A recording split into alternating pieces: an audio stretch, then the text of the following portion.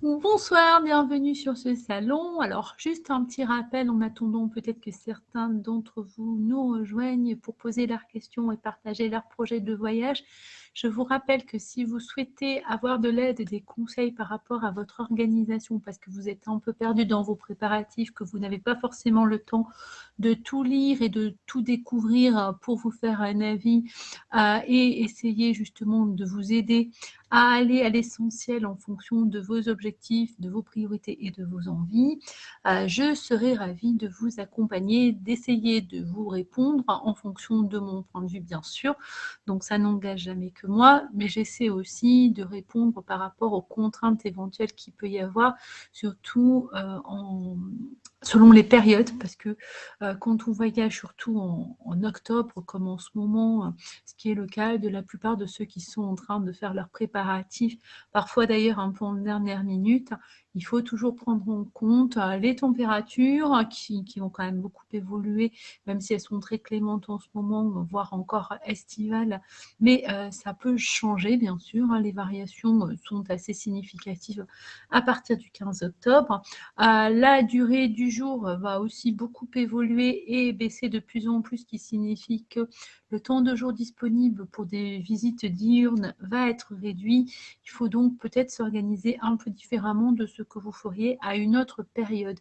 Alors souvent en été, on opte pour un séjour en étoile parce que justement on a envie de se poser et que les journées étant très longues, on va essayer d'aller même souvent assez loin, hein, 150-200 km. Ça ne semble pas problématique. Moi, je trouve qu'au mois d'octobre, il faut vraiment réfléchir à ce choix et quand on a envie de découvrir une région, il faut se donner les moyens de le faire dans des bonnes conditions. Donc, si on découvre par exemple la Dalmatie du Sud, qui est le sujet que je vous propose d'aborder en ce moment, il y a quand même des destinations qui sont incontournables, comme l'île de Millette, et qui vont supposer l'effort de pouvoir séjourner sur place, sans quoi on va avoir du mal à découvrir le parc national en particulier. Mais le parc national n'est pas la seule chose qu'il y a à faire et à voir sur Millette. Donc, il est important de s'organiser, quitte à choisir plusieurs hébergements. Vous le savez, je suis très sensible au road trip. Pour moi, c'est la meilleure manière de ne pas perdre trop de temps dans des déplacements, surtout quand le temps est compté. Quand on a des courtes périodes, genre une semaine pour découvrir une région, le fait de se déplacer constamment pour revenir sur un point qu'on estime peut-être central et pertinent comme Dubrovnik, ne l'est pas toujours. Donc, si vous avez envie de découvrir cette région, ne vous fixez pas uniquement à Dubrovnik, mais envisagez peut-être au moins 2 points de chute. Ça sera toujours mieux pour avoir une vraie approche de la région, parce que sinon, certaines destinations sont beaucoup trop loin pour s'y rendre raisonnablement dans une journée du mois d'octobre et pour avoir un point de vue assez satisfaisant de cette destination. Je pense par exemple à Korčula, alors la ville, mais aussi l'île, hein. Si on part de Dubrovnik au mois d'octobre, même en partant tôt, en réalité, il faut quand même un temps minimal pour atteindre cette île, donc autour de 2h30, 3h pour arriver à Korčula même. Et à partir de là, quand on a déjà fait 3 heures de route, c'est pas évident. Ensuite, se lancer dans la découverte, sachant que faut peut-être éviter de se retrouver sur la magistrale de nuit parce qu'il y a beaucoup de tournants. La route est donc pas spécialement agréable quand on la connaît pas bien. Et de nuit, c'est pas très conseillé. Donc, et évidemment, ça reste loin et rien ne vaudrait dans ce cas-là d'avoir choisi une destination qui soit mieux située pour pouvoir découvrir peut-être la presqu'île de Pelješac, pourquoi pas le parc de Millet et l'île de Korčula ou au moins la ville. Donc là, c'est vraiment pour moi évident que quand on est à Dubrovnik, on est déjà très loin de cette zone. Alors on me dirait on n'est jamais qu'à 1h, 1h30. Oui, mais justement, la différence, c'est que quand on doit aller jusqu'à Korčula, il faut quand même traverser toute la presqu'île.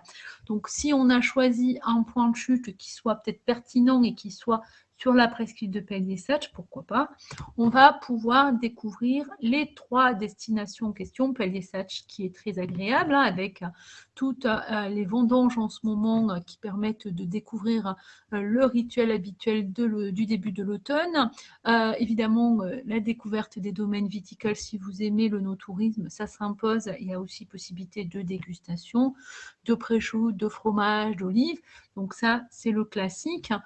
Si vous avez envie d'aller sur l'île de Millet depuis la presqu'île de Pellier-Sach, pas de difficulté puisque l'embarcadère de Prapratno vous permet à partir de 7 h du matin de vous rendre sur Millet. C'est l'une des rares possibilités pour avoir une visite raisonnable de cette île sans avoir à refaire le soir très tard la route jusqu'à Dubrovnik, parce que le dernier départ de l'île de Millet, c'est-à-dire Chobra, se situe à 19 h 30 avec une arrivée à 20 h 15 à Prapratno, donc c'est assez tardif déjà, hein, pour cette période. Si vous avez envie d'avoir le maximum de temps disponible sans séjourner sur l'île de Millet, c'est la solution à retenir, sauf que pour la rendre réaliste, il vaut mieux éviter de devoir revenir à Dubrovnik et avoir choisi une destination pertinente sur la presqu'île de Pellier-Sach, pourquoi pas d'ailleurs à l'entrée, hein, comme Ston, qui est très agréable et très apprécié des touristes avec sa citadelle, qui fait partie normalement des incontournables de la Dalmatie du Sud, et qui est juste en face de Prapratno. À ce moment-là, vous avez simplement qu'à vous rendre à Prapratno pour prendre le car ferry, et la visite de Millet sera possible dans de bonnes conditions. Alors que si vous prenez le bateau depuis Dubrovnik, vous allez vous retrouver assez tardivement dans le parc national, sachant qu'il part peut-être à 9 h 30 de Dubrovnik, mais il n'arrivera pas dans le parc national avant 11 h. 11 h, c'est déjà la matinée qui est passée, sachant que le retour se fait par un seul catamaran à 16 h, ce qui signifie d'avoir quitté le parc aux alentours de 15 h, 15 h 30. Vous comprenez bien que ce n'est pas satisfaisant pour avoir un aperçu intéressant de Millet, ne serait-ce que pour son parc national. Le parc national est vraiment impressionnant. Il peut s'apprécier de diverses manières. Si vous n'avez que 4 ou 5 heures, vous n'aurez pas beaucoup d'autres choix que de faire de la randonnée, peut-être mixer ça avec du vélo, mais en général, on est quand même assez limité. L'intérêt de pouvoir séjourner sur l'île de Millet, c'est aussi d'apprécier tout l'art de vivre des habitants qui sont souvent des pêcheurs. Donc, on a ces petits villages de pêcheurs qui sont très tranquilles, le repos absolu parce que c'est une île très verte, même en automne, elle garde beaucoup de sa verdeur, et l'environnement, les eaux turquoises, c'est toujours très agréable, surtout à cette période où l'été s'éloigne de plus en plus, où on a peut-être envie de le prolonger, ne serait-ce qu'en regardant le paysage. Et Millet s'y prête vraiment. Je plaide toujours pour un séjour au moins de 2 nuits sur l'île, parce que, comme je vous dis, vous allez pouvoir découvrir son environnement, la façon de vivre des habitants, c'est très agréable. Bon, en plus, le budget n'est pas le même que pour Dubrovnik, donc en général, c'est beaucoup plus confortable, surtout en basse saison.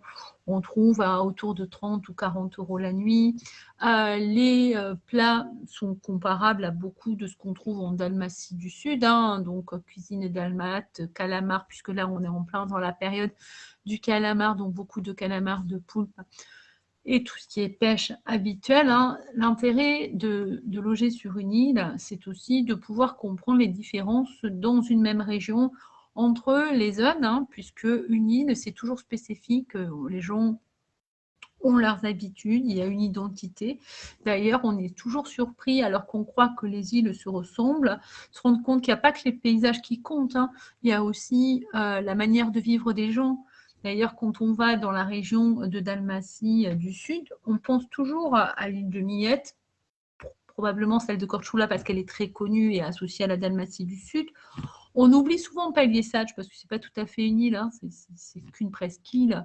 Donc, c'est souvent un lieu qu'on traverse sans prendre le temps d'en découvrir les paysages, ce qui est très dommage parce qu'il y a l'occasion d'y faire de très belles randonnées et des rencontres agréables, surtout autour du vin, mais pas seulement, hein, il y a des petits villages sympas, les baignades de jolies criques et des plages qui sont beaucoup moins connues d'ailleurs que celles de la zone de Savtat ou de Dubrovnik.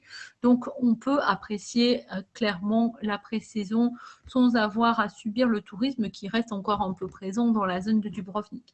Là, on est tranquille, on a un côté bucolique et rural, parce que cette presqu'île est caractérisée uniquement par ces villages. En dehors de Ston, qui a l'air d'une ville, même si en réalité c'est aussi un village, Orebić, Trepagne sont tout petits. Donc, on va pouvoir apprécier cet esprit villageois en bord de mer, avec tout cet environnement très vert, grâce aux vignes qui vont changer de couleur évidemment et de plus en plus revêtir les couleurs de l'automne. Il y a aussi des possibilités de faire des super randonnées, on ne le sait pas assez, mais si vous avez envie de vous lancer dans la rando, parce qu'il fait beaucoup moins chaud qu'en été, donc c'est plutôt la bonne saison pour terminer l'année en beauté avec une chouette rando, je vous conseille d'aller au sommet du point culminant de Palier-Sage qui s'appelle Sveti Ilia, qui se situe près de Orebić, et de là vous allez pouvoir, en partant à pied du village, vous rendre au sommet de ce point culminant, d'où on admire à la fois la fin de la presqu'île, avec les bras d'un côté et de l'autre qui partent, puisque ça donne vraiment l'impression que la presqu'île part avec deux bras. Et donc, quand on est depuis ce point culminant, c'est ce qu'on voit. Et les îles d'en face, environnantes, qui ne sont pas que Korčula, mais tous les environs. Donc, c'est un point de vue magnifique qu'on peut avoir déjà en restant à mi-chemin, c'est-à-dire aux alentours de 400-450 mètres. On a déjà de beaux points de vue. Si vous êtes suffisamment courageux pour vous lancer dans la randonnée complète, c'est seulement 800 mètres, hein, donc c'est pas énorme, hein. En revanche, ça reste assez sportif avec des vrais sentiers un peu montagneux, donc il faut compter 2h30, 3h avec une bonne habitude de la randonnée, donc un peu plus longtemps bien sûr si ce n'est pas votre cas. J'espère que je vous aurai donné envie de découvrir Peliasats parce que souvent, je vous dis, c'est l'oublier alors que la région de Dalmatie du Sud est avant tout constituée, bien sûr, de la ville de Dubrovnik et ses environs immédiats, le Konavle dans l'arrière-pays qui lui aussi est un grand oublié parce que les gens sont très attirés par la mer, même en arrière-saison. C'est difficile de les amener dans les zones plus rurales comme la vallée de Konavle. Ensuite, vous avez toute une zone du littoral qui est quasiment vide, puisque en dehors des environs immédiats de Dubrovnik, vous n'avez pas grand-chose à voir sur cette zone de la magistrale. En plus, il y a beaucoup de tournants, donc c'est une route à éviter. C'est pour ça que je vous conseillais de ne pas choisir qu'un point de chute, mais éventuellement deux, pour ne pas avoir tout le temps à refaire cette route qui est fastidieuse de mon point de vue, même quand on aime conduire. Comme les tournants n'arrêtent pas de s'enchaîner, moins on la fait, mieux on se porte. Et en plus, elle n'est pas rapide à cause de ces tournants, tout en ligne blanche, donc même si elle est de bonne qualité, mieux vaut peut-être ne pas se confronter tous les jours à refaire la même route pour se rendre justement vers la zone où sont concentrés les autres points d'attraction de la Dalmatie du Sud, puisqu'ils sont entre l'entrée de la presqu'île de Pelisac et toute la presqu'île, l'île de Millet, et Korčula d'un côté, et quand on revient sur le littoral, dans la zone autour de Ploče Metković, qui correspond à la Neretva, c'est-à-dire une rivière dont le delta va dans l'Adriatique et elle s'engage à l'intérieur des terres vers la Bosnie-Herzégovine. C'est la même rivière que vous retrouvez à Mostar notamment, qui est caractérisée par son vert émeraude éblouissant. Donc, si vous avez envie de découvrir la Dalmatie du Sud, il faut bien décomposer la région avec ces trois pôles, les îles étant encore un quatrième pôle en réalité. Donc, pour moi, c'est assez évident que ces îles sont spécifiques et peuvent constituer une sorte de voyage dans le voyage. Alors, si vous choisissez Millet, c'est encore assez facile de s'y rendre, y compris en voiture. Si vous avez l'envie, un peu comme je le préconise souvent pour sortir des sentiers battus, de choisir une île plus confidentielle, sachez qu'il y a une magnifique île qui s'appelle Lashtovo, qui devrait correspondre à tous les amateurs d'écotourisme avec un parc naturel méconnu. La ville de Lashtovo, qui, la capitale, aussi a l'air d'un très gros village.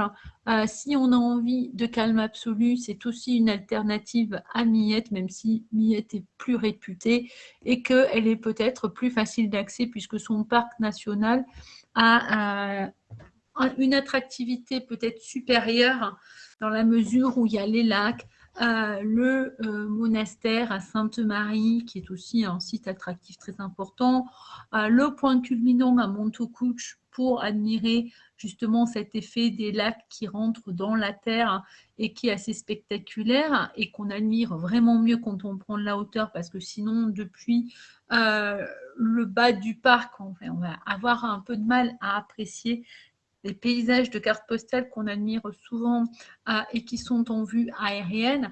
Donc, il ne faut pas hésiter à prendre la hauteur, ce qui signifie un rythme un peu sportif pour se rendre jusqu'à Montoucouche. Alors, ce n'est pas forcément très compliqué, mais il y a 45-50 minutes d'ascension environ.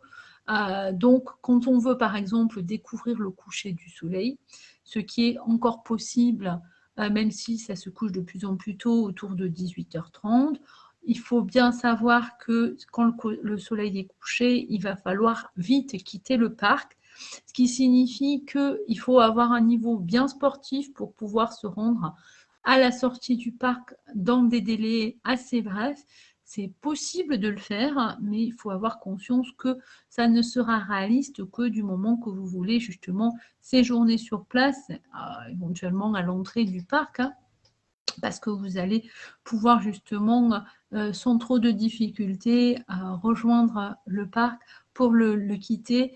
Normalement, bon, il y a des vérifications qui sont faites pour que les gens ne restent pas à l'intérieur, puisqu'on ne peut pas y dormir, mais Montoucouche, c'est un lieu qui est magnifique à explorer. Alors même si on ne découvre pas le coucher du soleil, ça reste un incontournable pour comprendre la nature du parc national de Miette, par exemple.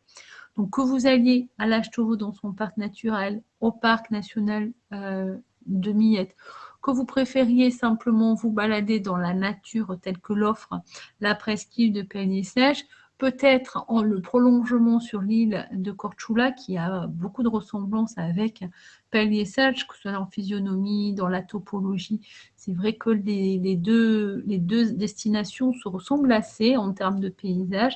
Donc évidemment, si vous avez envie de découvrir Korčula, il faut envisager un séjour de 2 à 3 nuits parce que c'est le minimum. Alors au moins 2 nuits parce que justement l'intérêt de cette île est qu'elle a des facettes assez variées, qu'on peut découvrir les environs proches de Korčula, parce que je pense que c'est le plus intéressant de dormir à Korčula même, parce que c'est là qu'il y a encore de l'animation, suffisamment de restaurants, de cafés ouverts à cette période où il va y avoir vraiment des fermetures de plus en plus importantes à partir de mi-octobre en tout cas.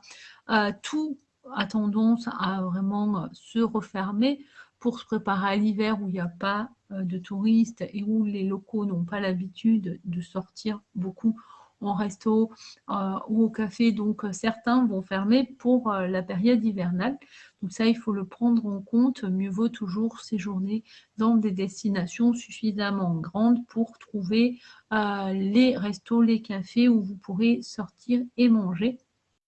Donc, si vous séjournez à Korčula même, vous avez peut-être une journée sympa entre la découverte de Korčula, l'île juste en face, parce que vous verrez que c'est très agréable de pouvoir prendre une barque pour se rendre un peu dans cette espèce d'île où il n'y a pas forcément grand-chose à voir, mais où on peut se baigner très tranquillement encore en octobre. Sachez aussi que tout près de Korčula, si vous avez envie, par exemple, de louer un vélo, vous pouvez vous rendre à travers les vignes jusqu'à Lumbarda, qui est à peine à 6 km et qui vous permettra d'avoir cet aperçu sur la nature viticole de l'île. De l'autre côté, vous avez un village qui s'appelle Zrenovo, qui est très sympa aussi et typique, représentatif des villages vieilles pierres d'Almaty, qu'il faut découvrir. Et autour de Zrenovo, à côté, en fait, vous avez une réserve naturelle qui s'appelle Cossier, que je vous conseille aussi. Ensuite, bien sûr, si vous avez opté pour plusieurs jours sur Korčula, rien ne vaut d'aller dans la ville de Blato, qui est au centre de l'île, qui est réputée pour son côté aussi traditionnel, parce que là aussi, vieille pierre, tout ce qui est tradition propre à l'île, on va le retrouver dans cette destination-là. Bon, Korčula, c'est une ville qui est associée souvent à Dubrovnik et à Kotor au Monténégro, parce qu'il y a les fortifications. On parle d'ailleurs des 3 cités fortifiées de l'Adriatique, parce que ce sont les mieux préservées, et puis elles sont vraiment quasiment dans leur intégralité conservées, malgré tout ce qui a pu se passer en Croatie, les séismes, les tentatives d'invasion et tout, c'est qu'elles ont la chance d'avoir à résister et d'avoir un niveau de conservation exceptionnel, donc il faut en profiter. Après, forcément, ça signifie aussi que si vous voulez découvrir les 3, parce que je vous ai parlé de Kotor, rien ne s'y oppose, sachant que depuis Dubrovnik, le plus réaliste, ce serait d'accepter de dormir une nuit au Monténégro pour avoir un aperçu du Monténégro plus satisfaisant qu'en excursion à la journée en aller-retour, parce que si les jours sont courts, ça signifie aussi que vous n'allez pas avoir beaucoup de temps pour vraiment l'apprécier comme il faudrait. Et il n'y a pas que Kotor et Perracht à découvrir. Donc ce serait dommage de se limiter à ce point dans la journée, mais rien ne vous empêche de le faire, évidemment, pour avoir au moins cet aperçu des Bouches de Kotor, la fameuse carte postale avec l'îlot de Gospa Oshkreplia sur lequel il y a une petite église. À côté, un autre monastère, celle-là, elle n'est pas accessible d'île, mais on voit cette île grâce au bateau-taxi qui nous amène sur Gospa Oshkreplia. Ensuite, vous avez le village de Perracht avec ses anciens palais vénitiens. Comme je vous l'ai dit, il y a d'autres centres d'intérêt sur les Bouches de Kotor, notamment plusieurs monastères. Et bien sûr, quand on continue, qu'on va quitter la zone de Tivat où se terminent les Bouches de Kotor, on continue sur le littoral, on rentre en direction de Budva, qui est aussi assez connu comme station balnéaire, un phare du littoral monténégrin. Pas loin, on a Petrovac, Sveti Stefan, et en fait, quand on a pris le temps de séjourner, on peut s'accorder peut-être ce petit supplément qui donne déjà un aperçu plus satisfaisant du littoral. Bien sûr, dans l'escapade à la journée, vous n'auriez pas le temps en octobre à cause du jour qui tombe trop tôt. Et comme je vous l'ai dit, il n'est toujours pas conseillé de rester trop sur les routes la nuit. En tout cas, les routes littorales, mais aussi les routes intérieures ou de montagne. Donc, ce n'est pas forcément très prudent quand on ne connaît pas bien. Donc, moi, je préfère toujours partir du principe qu'il faut se caler sur la fin de la journée et du début du coucher du soleil pour se rapprocher déjà de la destination, surtout si vous rayonnez en étoiles.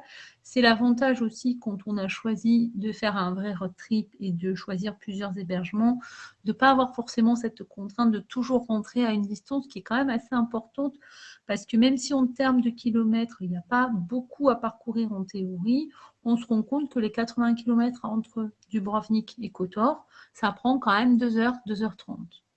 Voilà. Donc, ça ne semble pas, mais il y a un temps de déplacement assez long, surtout les Bouches de Kotor où la route est très étroite, où malgré tout, ça peut être assez fréquenté, puisque les locaux aussi l'empruntent. Alors, en général, ils vont prendre le bateau entre Herceg-Novi et Tivat, mais il faut reconnaître que cette zone-là ne se fait pas rapidement. Et puis, l'objectif, c'est aussi de la découvrir en prenant le temps. Donc, vous n'êtes pas censé vouloir rouler sur cette zone comme sur une autoroute. À partir de là, quand on le prend en compte, il vaut mieux soit s'être levé très tôt pour profiter d'une journée un peu complète. Donc, très tôt, c'est du 5 h du matin, pour essayer d'arriver dans la zone vers 7 h, 7 h 30 quand on part de Dubrovnik. Dans ces conditions-là, on arrive à avoir peut-être une excursion presque satisfaisante, mais sinon, rien ne vaudra de séjourner au Monténégro pour peut-être aussi, comme je vous disais, aller au-delà des simples bouches de Kotor, sachant que vous avez Budva et Petrovac, mais si vous avez envie de prendre de la hauteur, c'est ce que je recommande le plus souvent, et de voir des paysages superbes avec un condensé vraiment des beautés du Monténégro, rien ne vaut de se rendre sur le mont Lovsen, sur lequel se trouve un monastère, non, un mausolée, ça ira mieux. Il y a un monastère pas très loin, mais je pense que ce qui va vous intéresser, c'est plutôt le mausolée du roi fondateur du Monténégro. Depuis ce point de vue, vous avez un parc naturel à explorer et des points panoramiques pour admirer l'ensemble des Bouches de Kotor. Et de l'autre côté, à 360 degrés, l'ensemble des chaînes de montagnes qui valent au Monténégro son nom de montagne noire, puisque vous verrez que on est des sortes de vagues sombres. C'est un point de vue exceptionnel, donc difficile de faire mieux, puisque moi je considère que c'est quand même le plus beau du Monténégro, et il se mérite d'ailleurs, puisque la route serpentine ne compte pas moins de 27 lacets extrêmement serrés, donc la route est très étroite et avec plein de tournants, mais le point de vue en vaut sacrément le détour. Donc, si vous avez envie de séjourner dans la zone de Kotor ou ses environs immédiats, comme l'Utah par exemple, qui est plus calme que Kotor, mais où on est assez proche pour aller à Kotor en soirée par exemple, vous allez pouvoir vous rendre dès le lendemain du côté de Lovchen, quitte à ensuite revenir en Croatie par l'intérieur des terres éventuellement, passant par la Bosnie-Herzégovine, par la République serbe de Bosnie, la région de Trébinier qui est frontalière, hein, vous regarderez sur la carte, avec Dubrovnik, on est à peine à 25 km de Dubrovnik, donc c'est pas forcément intuitif comme ça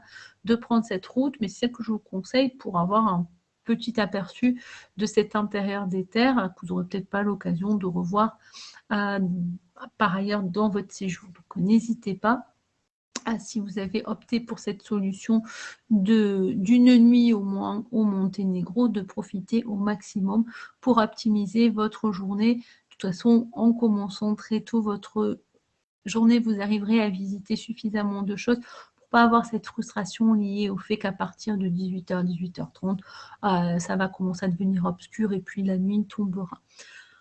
J'espère que vous avez apprécié ces conseils. Je vais quand même terminer par la ville de Dubrovnik et ses environs, parce que sinon ce serait quand même pas très normal de vous parler de la Dalmatie du Sud et justement de ne pas évoquer le centre névralgique de la région. Donc il est fort probable que vous choisissiez de séjourner à Dubrovnik une ou plusieurs nuits. Encore une fois, je ne conseille pas d'y séjourner pour tout votre séjour, pour la simple raison que ce sera plus pratique d'éviter les déplacements en choisissant 2 à 3 points de chute. Mais si vous avez fait ce choix, Dubrovnik reste excentré, donc il va falloir envisager 1h30, 2h, voire 3h pour rejoindre le point le plus éloigné. 2h30 donc pour aller du côté de Kotor, 2h30 pour aller en Bosnie-Herzégovine du côté de Mostar. Là aussi, c'est un conseil que je vous donne. Chaleureusement, je recommande toujours de sortir des frontières parce que pour moi, c'est assez évident de découvrir la variété de cette région et elle est exceptionnelle. Vous êtes au carrefour de toutes les cultures, hein, puisque la République serbe de Bosnie représente l'orthodoxie, une partie du Monténégro également. Au Monténégro, ils ont même trouvé moyen de se disputer entre orthodoxes, donc vous avez les orthodoxes serbes d'un côté et les monténégrins serbes de l'autre, qui se font la guéguerre en ce moment. Donc bon, ne vous inquiétez pas, en touriste, vous n'allez pas le ressentir, mais c'est vrai que vous allez comprendre ce que sont les différences culturelles en quelques heures, hein, ou en quelques jours. Vous êtes au carrefour de plusieurs régions et ces pays autrefois n'en faisaient qu'un. Donc, sortir des frontières ne me semble pas problématique, même si votre objectif est de découvrir la Croatie. Quand on est en Dalmatie du Sud, c'est intuitif de se rendre un peu à côté.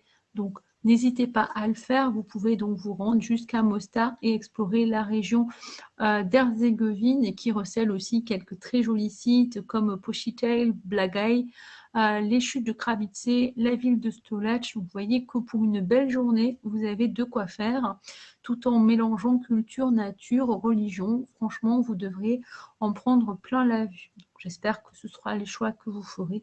En tout cas, c'est en général ce que je recommande parce que la Dalmatie du Sud, finalement, est tellement proche de ces destinations qu'il serait dommage au cours de votre séjour de ne pas au moins en profiter pour aller jeter un coup d'œil dans ces pays voisins, quitte à d'ailleurs avoir envie d'y revenir pour les découvrir à part entière.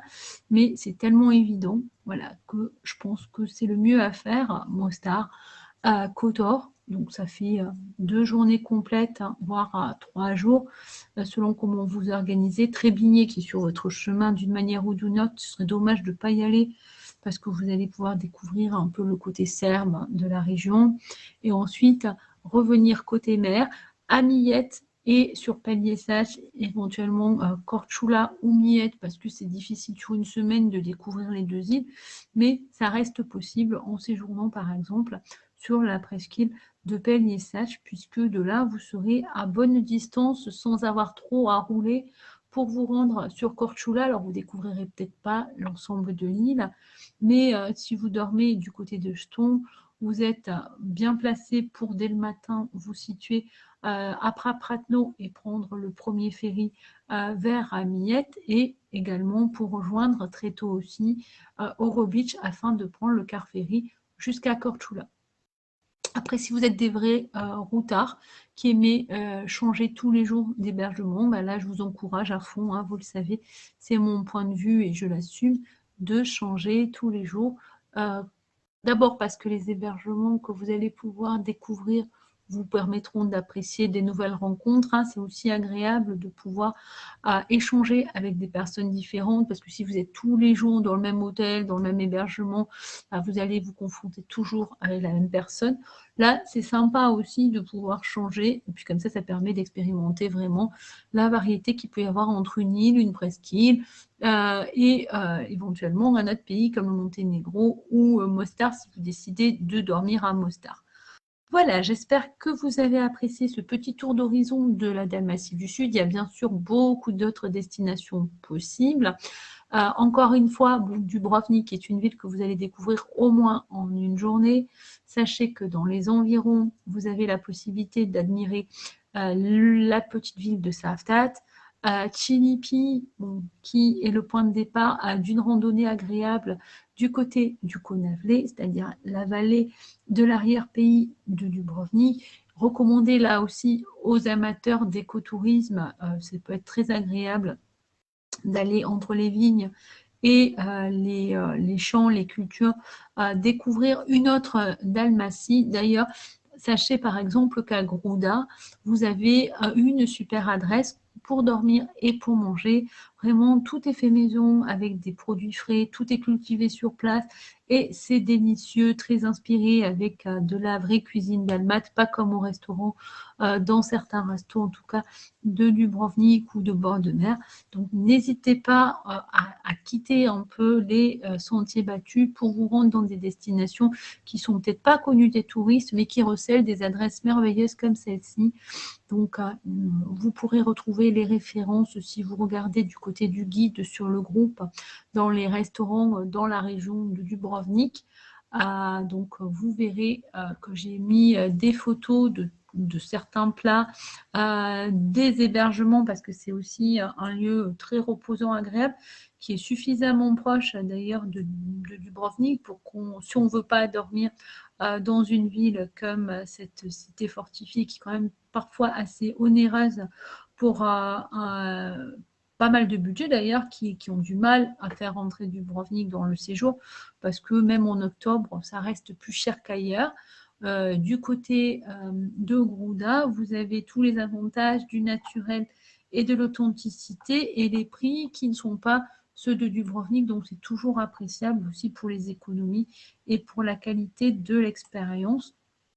Donc encore une fois, il n'y a pas que Dubrovnik pour votre séjour. Si vous restez côté mer, il est probable que vous alliez peut-être du côté de Mlini ou de Savtat qui ont peut-être plus les faveurs qu'Orochat ou Tresno. De toute façon, tout ce qui est aux environs de Dubrovnik, dans un périmètre de 20-25 minutes, reste pratique parce que vous trouverez quelques bus si vous avez besoin des transports en commun pour vous rendre à Dubrovnik. Encore une fois, les idées que je vous ai données, elles sont adaptées à des personnes qui ont une voiture pour se déplacer. Et si vous voulez peut-être vous rendre à Dubrovnik, éviter d'avoir à payer pour le parking qui reste assez cher même en octobre, vous pouvez peut-être laisser votre voiture et vous y rendre en bus. C'est aussi pratique dans la mesure où vous n'avez que cet objectif de Dubrovnik dans la journée. Si vous avez envie de découvrir le coucher de soleil, vous avez plusieurs endroits très sympas pour le faire. Alors le plus connu, c'est sûrement le Mont Sret qui est à 400 mètres d'altitude qui protège la vieille ville. Donc il suffit d'y aller en funiculaire ou par une randonnée à pied, c'est toujours plus sympa que le funiculaire qui est très cher pour ce que c'est. Bon, voilà, c'est à vous de voir. Le coucher de soleil est exceptionnel depuis le Mont Sret. Vous pouvez aussi l'admirer depuis les remparts, c'est assez classique également. Sachez qu'il existe des solutions comme le kayak autour des fortifications pour justement voir la vieille ville inondée par le soleil depuis la mer, donc en bateau ou en kayak. Ça peut être sympa également. Depuis les plages du côté de la Pad ou du côté de Svetivjaka, par exemple, vous avez des jolis points de vue sur la ville avec le coucher de soleil également. Donc, et il suffit de se rendre en quittant la ville comme si vous alliez en direction de Savtat pour, du moment qu'on est juste à l'entrée ou à la sortie, selon comment on le voit, avoir déjà un point de vue sur Dubrovnik. Et depuis la hauteur, c'est quand même toujours plus impressionnant. Donc n'hésitez pas, quel que soit votre choix, si vous séjournez plusieurs jours, vous n'aurez que l'embarras du choix. Vous pourrez même tester tous les couchers du soleil pour en prendre plein la vue à chaque fois. Vous ne devriez pas être déçus, quel que soit votre choix.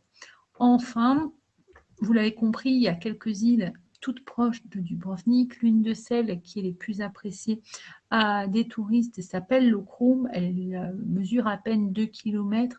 Donc, vous n'allez pas passer des heures sur cette île, même si rien ne vous en empêche, mais en général, ça peut être l'objet d'une escapade de quelques heures, justement pour quitter la ville et se baigner dans les criques de Lokrum et faire la visite du monastère très très joli, et la nature qui permet justement d'avoir un bain de végétation quand on a quitté les vieilles pierres de Dubrovnik où il n'y a pas du tout de verdure ou quasiment pas.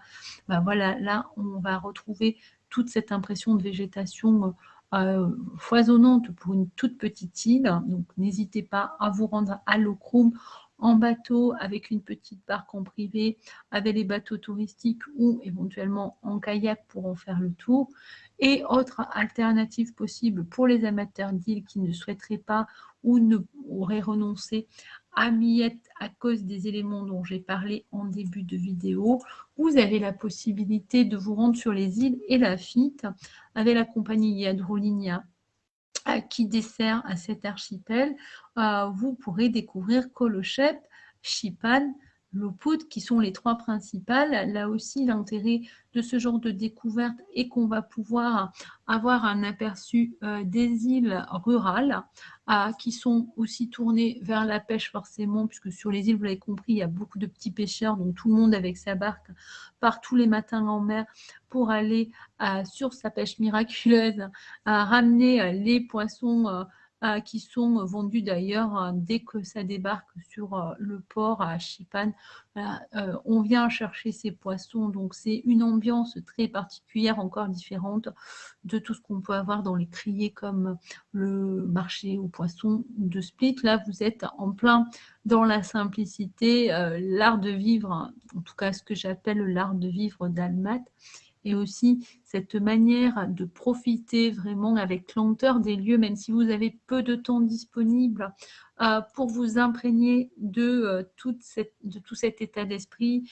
Vous devriez vite sentir les différences entre la ville de Dubrovnik, qui a perdu beaucoup de son authenticité, on ne va pas se le cacher, puisqu'il y a beaucoup trop de touristes et qu'aujourd'hui on trouve très peu de boutiques d'ailleurs qui proposent des produits typiques de la région. En revanche, dès qu'on va quitter cette ville, on va renouer avec tous les produits du terroir. Donc, si vous avez été sensible au vin de Pelješac, à l'huile d'olive, également sur Korčula et Pelješac, vous allez retrouver ici les oranges, les clémentines qui débarquent dans la Neretva, puisque c'est le verger de la Dalmatie, mais plus largement de la Croatie. Vous voyez, des très bons produits dans cette zone. Et également, vous allez pouvoir apprécier sur une île comme Šipan, par exemple, tout ce côté très rural avec beaucoup d'animaux en liberté, des troupeaux d'agneaux, de moutons, de chèvres, des chevaux qui sont vraiment en liberté. Donc, si vous aimez les promenades en toute simplicité dans la nature, sans prise de tête, sans avoir de rythme à tenir, ni d'objectif de visite, une île comme Šipan peut très bien correspondre à vos attentes et vous permettre, sans avoir à être à la course pour voir les 3 dans la journée, sans passer non plus par une excursion organisée comme celle que propose par exemple Anna, qui vous permet dans la journée en fait d'aller un moment sur chacune des 3 îles, mais avec un peu la frustration de ne pas avoir peut-être passé du temps là où vous aimeriez rester parce que vous avez eu un coup de cœur et qu'il y a un rythme qui a été fixé par cette excursion forcément. Voilà, si vous y allez en itinérant, vous allez sûrement faire un choix.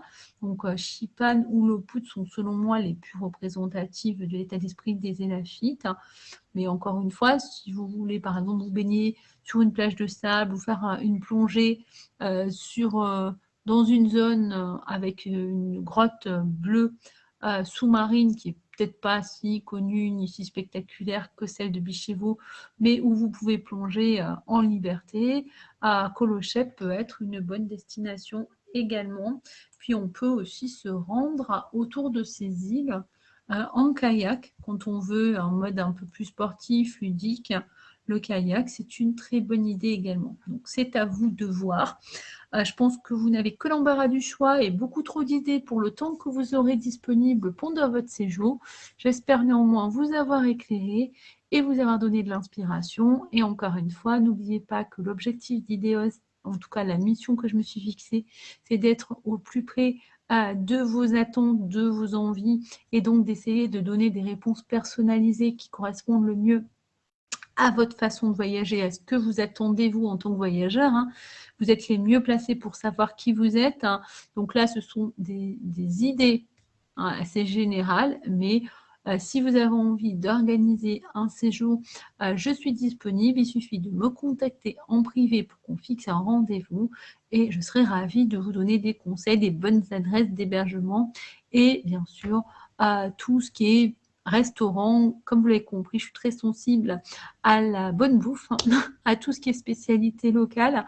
Et je pense que justement l'intérêt à Dubrovnik et sa région, c'est de ne pas aller que dans les zones très touristiques, comme on est tenté de le faire dans une ville comme Dubrovnik, de quitter un peu. Et donc, je vous donnerai quelques bonnes adresses qui devraient emporter aussi vos faveurs. Merci beaucoup pour votre fidélité et encore une fois, restez curieux, on ne l'est jamais assez. À bientôt, au revoir.